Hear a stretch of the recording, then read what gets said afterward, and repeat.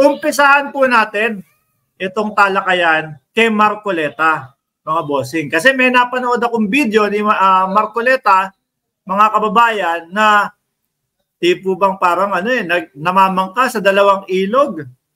Itong si Marcoleta, mga bossing.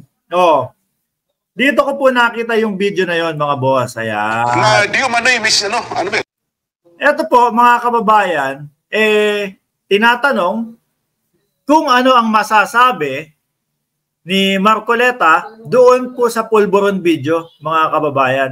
Although, mukhang hindi naman po naniniwala si Marcoleta, kaso po, mukhang ang panawagan niya din ay yung kagaya ng panawagan nung mga OTAP supporters, nung mga DDS mga kababayan. Ano po ba yun? Nako, panawagan nila, mga kababayan, magpa-test daw po ang Pangulo para tapos na po, mga bossing. Sabi nga natin, di ba, saglit lang. Bakit kayo mananawagan na magpa-test ang Pangulo kung yung mga inaakusan nyo naman, wala kayong mga mapatunayan? Hindi nyo naman masabi. Di ba? Hindi nyo naman maipakita na totoo yung mga akusasyon ninyo. Bakit tayo aabot sa punto na pagbibigyan na naman kayo ng ating Pangulo? Ilang beses ba kailangan magpa-test ang Pangulo? Panahon ng eleksyon? Pinagbigyan kayo. 2 beses actually. Una, yung nung kumuha siya, no? Kung hindi ko sure kung sa permit to carry nung kanyang beng-beng, nagpa-test na siya noon. Pangalawa, mga kababayan, nung na-request ninyo, napagbigyan na naman kayo. Eto, meron na naman kayo akusasyon. Kesyo may pulburon video kayo ipinakita na alam naman po ng nakararami na hindi ang Pangulo yun. Di ho ba, mga kababayan? Pakinggan nyo, hirap na hirap siyang sagutin Hirap na hirap sagutin si Marcoleta, mga kababayan, kasi ang napapansin ko dito, baka kapag ang isinagot niya, no, hindi hindi po nagustuhan ng ating panlasa, baka po sa susunod na kanyang pagtakbo, mga bossing, maapektuhan po yun. Ang dami po ng sumusuporta sa gobyerno ngayon, mga kababayan. At halos karamihan po ng taong bayan na yan ang isinisigaw. Bakit magpapadrug test ang Pangulo? Bakit kailangan sumunod ang Pangulo sa hinihiling nila? Ibig sabihin, pangatlo na yan. Kung wala naman po silang napapatunayan. Ano po, mga kababayan? Eto po, ipe-play ko yung video pero hindi ko na ilalagpag dyan. Dahil baka mamaya i-copyright ho tayo, mga bossing. Itong mga, alam nyo na. Pakinggan nyo po, maigi, mga bossing. Sinisimot na puting bagay na sinasabi daw po nila na yun ay ang ating Pangulong Bongbong Marcos. Pero yun naman daw po ay agad na pinabulaanan ng mga eksperto sa ating bansa. NBI, CIDG, at kung sino-sino para sinasabing hindi po iyon ang Pangulong Bongbong Marcos. Naririnig nyo naman po, mga bossing, naririnig nyo naman po sa background. Napatunayan ng NBI, CIDG, at kung ano-ano pa po. Eksperto po yan, mga bossing, sa ating bansa. Hindi po yung kagaya nung ginawa ni Roque na putyo-putyo na kumuha nung deepware something. Tapos sa kanya iniskan alam naman po natin, mga kababayan, miski po tayong lahat, kaya natin gawin yun Ano po? Ayan si Marcos. Ayan. Gusto mo din mag-vlog? Alam naman po natin, mga kababayan, na tayo pong lahat, pwede tayong pumunta doon sa deepware na yon, mga bossing. At Diyos ko po, Lord. Ginagawa natin sa araw-araw yun Kagaya na lang po nung sinasabi natin, mga kababayan, lagi, na meron isang application, tatanungin ka, ano ang gusto mong mangyari sa iyong buhay sa susunod na taon? Pipindutin mo naman yun. Tapos pag hindi mo nagustuhan, yung sagot nun, ang gagawin mo, wag to, ulitin ko ulit. Ganun lang din po yun, mga kababayan. Pero, ang gobyerno po, mga bossing, mga eksperte po yan, meron pong mga sapat na gamit para tumukoy kung peke o hindi yung video ng Pangulo. Umabot po yata si Marcoleta dito ng 6 na minuto hanggang 8 minuto bago niya mapunto na ang gusto niya din pong sabihin, mga bossing, magpa-test din ang ating Pangulo. Tuloy ko ha, hindi ko nahihinto. Yan, dahil Biyernes ngayon, di ba? Opo.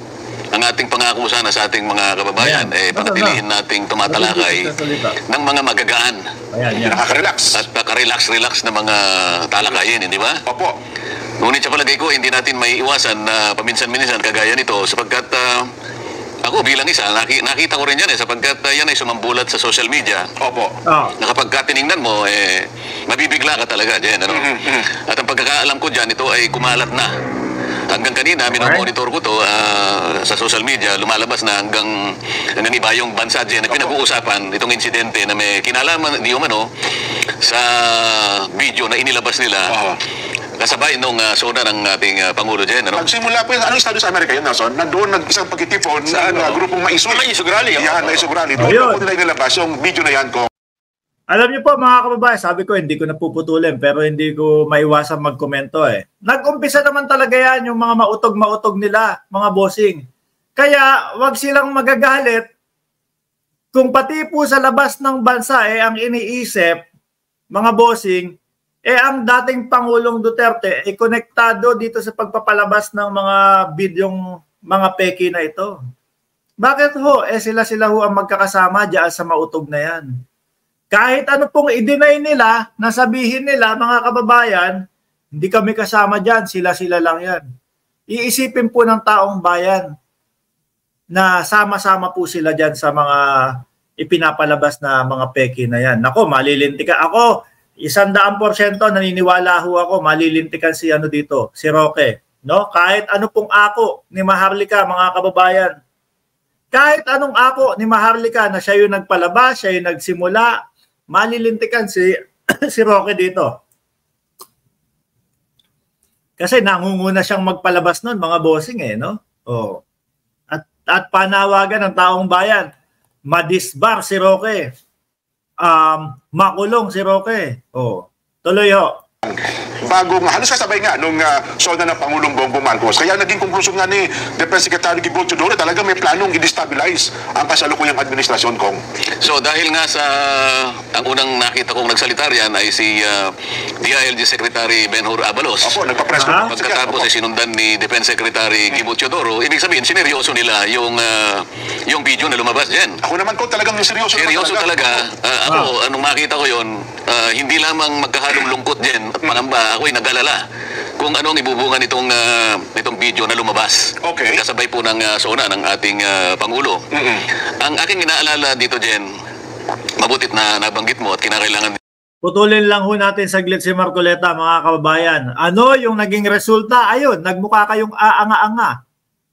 Nagmukha ang kampo ni dating Pangulong Duterte na trying hard na maagaw ang kapangyarihan sa ating Pangulo. Yun po ang iniisip talaga ng taong bayan, mga bossing. At wala po tayong ibang naiisip. Nako, etong mga ito, mga nagmamadali.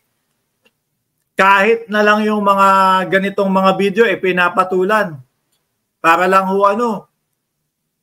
para lang siguro mabalik sa kanila yung kapangyarihan, mga boss. Ang cheap po talaga, mga kababayan Hindi ka magdadalawa, pagkita mo doon sa video, hindi ka magdadalawang isip na sabihin na na peke.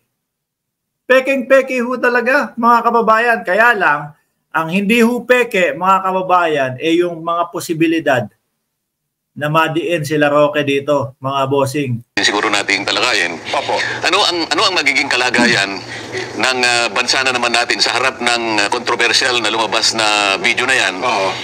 Na nakakulapol sa katauhan ng ating Pangulo. Ayan pong pabalik-balik hindi po matapos-tapos sa usapin na yan. At nakita ko sa mga initial reaction habang nagkakaroon ng press con ang ating dalawang cabinet members. Opo. Lalong lumalala, lalong kumakalat, lalong lumalalim ang pagtatalo kung ano ang totoo sa likod ng video na yan. Oo. Ngayon, ang aking Napakakonti lang po mga kababayan yung nakikipagtalo ho. Doon. Actually, miski po yung mga ayan, kagaya nila Banat Bay eh. Ano sabi ni Banat Bay? Hindi siya naniniwala doon sa video na yun. Oh. Yung mga sobrang diehard lang sa mga Duterte, yung tipo bang ano na ho mga kababayan, nabulag na ho. Kahit na magmukha ng aanga-anga sila, kahit na magmukha na silang katatawanan po sa ibang bansa sa loob ng Pilipinas. Okay lang, kailangan ipagtanggol eh. Kailangan patunayan natin na totoo yan eh. Oh. Di ho ba? Si Marcoleta ay tuta ni Duterte, magkano kaya? Sabi ni Cristina Valdez. Sabi ni Reviton, Banat Bay, lang nag-iisa. Sabi ni Aurabel, hello po. 20% lang po ang mga uto-uto na naniniwala sa fake news video na yon. Totoo. So, si Vic Rodriguez, tahimik daw, sabi ni Black Sea Duho. Kaya ako hindi ho mga kababayan, kasi ang gustong palabas kailangan magmulo para mahinto na yung pagkawatak-watak ng bawat Pilipino. Yun po ang gusto niyang puntuhin dito, mga kababayan. Pero tayo po na sumusuporta sa Pangulo, sa gobyerno ng Pilipinas, hindi ho tayo papayag. Nakailang beses na ang Pangulo, hindi pa ba sapat yun? Tapos ngayon, gusto utuin na naman ang ating Pangulo sa pangatlong beses na yung mga puro akusasyon po nila, walang napatunayan ho. Bakit susunod? Diyan sa test na yan. Di ho ba? Kaya ako ho para po sa akin, tama yung ginagawa ng ating Pangulo na tahimik na lang siya. Ayun, tuloy-tuloy ang pagkayod, tuloy-tuloy ang pagtatrabaho po, mga kababayan, ng ating Pangulo. Mahaba po yan. Yung video na yan, mahaba po. Hindi niya masabi-sabi. Hindi niya masabi-sabi na magpa-test ka na. Kasi po, baka mangamba ang kanyang susunod na kandidatura ho, mga kababayan.